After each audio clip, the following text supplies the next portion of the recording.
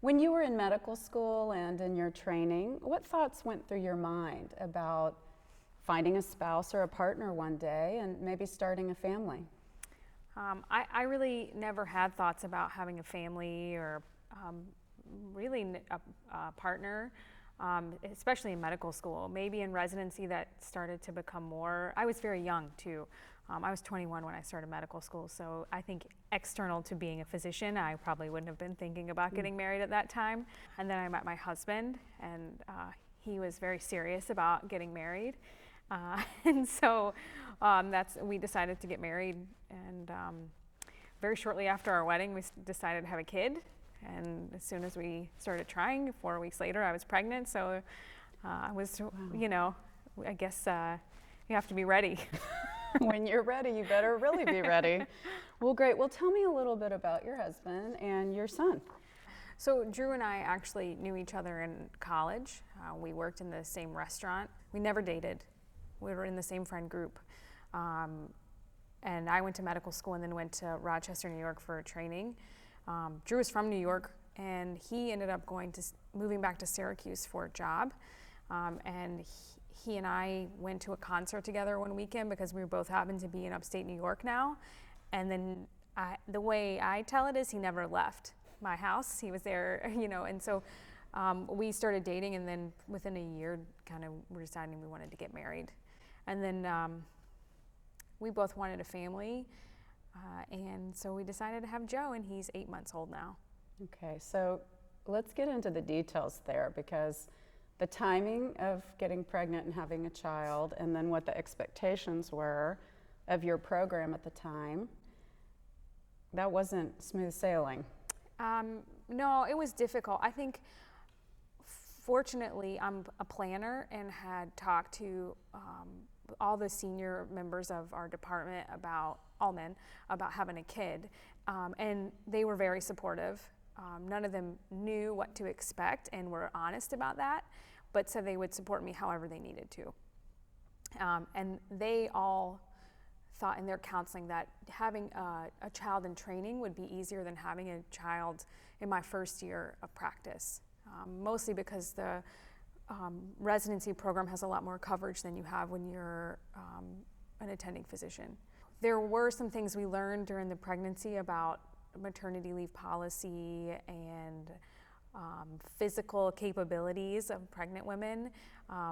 So it was a journey for us all. The surprising thing is there's no real policy for maternity or paternity leave. And I think it's because in typically our field, people aren't having kids, or they're, because it's mostly men, that there hasn't had to be a maternity leave policy. Mm-hmm. And now I think there are becoming more women in our field, and it might be something that we have to visit. Mm-hmm. Physically, it was very difficult to maintain the schedule that I had when I was not pregnant. I was very dizzy all the time. I operated from probably 6 weeks of pregnancy until 36 weeks of pregnancy with a stool behind me to sit down in the middle of operating because I would just get so dizzy from low blood pressure. And again, they were very supportive. We had to figure out how we were going to do this from trial and error. Mm-hmm. So, were there any other provisions or allowances that were made? Well, I worked with the most senior surgeon for 3 months straight, where I was really dizzy a lot, and he would do what we would consider non-critical parts of the surgery, opening the chest, closing the chest, which is generally reserved for the resident to do, while the attending surgeon, who's much busier, is out doing the things that they need to do. And he would just say, you sit down, I'll open the chest. When it's time to, put the aortic cross clamp on and do the work, then you can do that, because I've been working with you for 6 years. I know you know how to open the chest and close the chest and put a patient on cardiopulmonary bypass. And what you need to do right now is just the meat of this operation. And so I was really grateful to have that kind of support.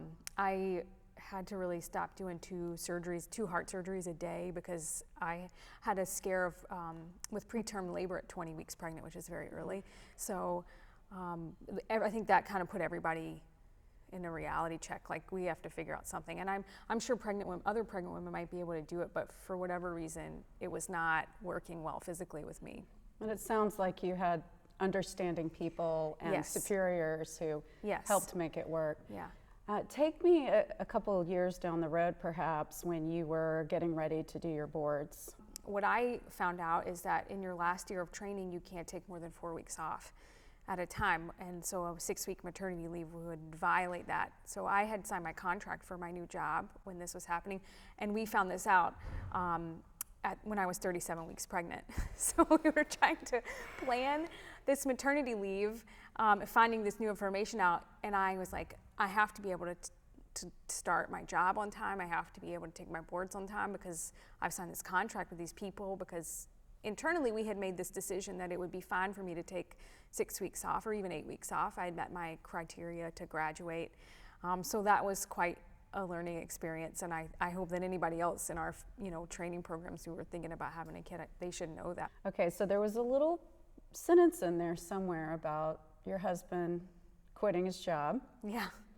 So clearly your life is more than just what happens at the hospital or in Yes. the OR. Yes. How did you all get to that point, and how was that working and balancing life as a surgeon and having children? My husband has been very selfless when it comes to our careers. It's a little even emotional to talk about because he's so good at that. And he grew up with a parent at home, and it was very important for him, for our son, to be raised with someone at home. And I said, well, I can't stay at home. For multiple reasons. One, I would go crazy, and two, I have a much higher income potential. And so he said, well, I think I'll just stay at home. And that was it. And I was like, okay, you okay? Mm-hmm. And I gave him, the option, whenever you feel like you don't want to do this, if you want to go back to work, we'll find somebody to keep him. And he's really loved it. So it's really nice for me to go to work and know that my son is at home with his father, especially in a new city and a new job. It's a lot less stressful, I think, than finding childcare. What other helps or hires or tools have you had to implement in order to keep the balance and to keep the marriage relationship healthy? So for me, I've had to learn how to not run everything. So I used to run our household and our child. It's very hard for me not to run everything, and my job. And so I have let go of everything that's not my work. And he does that. So in terms of hires, we have someone who cleans our house twice a month, even though he's at home, because it's just not worth it to come home and be mad because the house isn't clean. Right. And it's a lot of work for him to be at home with an 8-month-old. We have a part-time nanny who comes 2 half days a week. And every other week, one of those half days is an evening, and we have a date night. So we're like normal adults. And so I think if you can afford it, it's nice to have that sort of help, so that for me, when I'm off, we can be a family. You have gone into private practice, so there's a choice you made there, perhaps, that also makes it easier on your family. Yeah, I had always wanted to be an academic cardiac surgeon. I took a year out in training to do research to do that. And then when I was interviewing for jobs, I interviewed at both academic and private practice groups. And I was pregnant when I was interviewing and kind of reevaluating how I was going to do life and work. I talked to my husband, and I talked ad nauseum about what to do, and I ultimately ended up taking a private practice job because I think that I thought that it would be more family friendly, in that I wouldn't have to train residents, I wouldn't have to worry about publishing papers. I could really just worry about taking care of patients and then being with my family when I was off. And so far, it's been a great choice for us.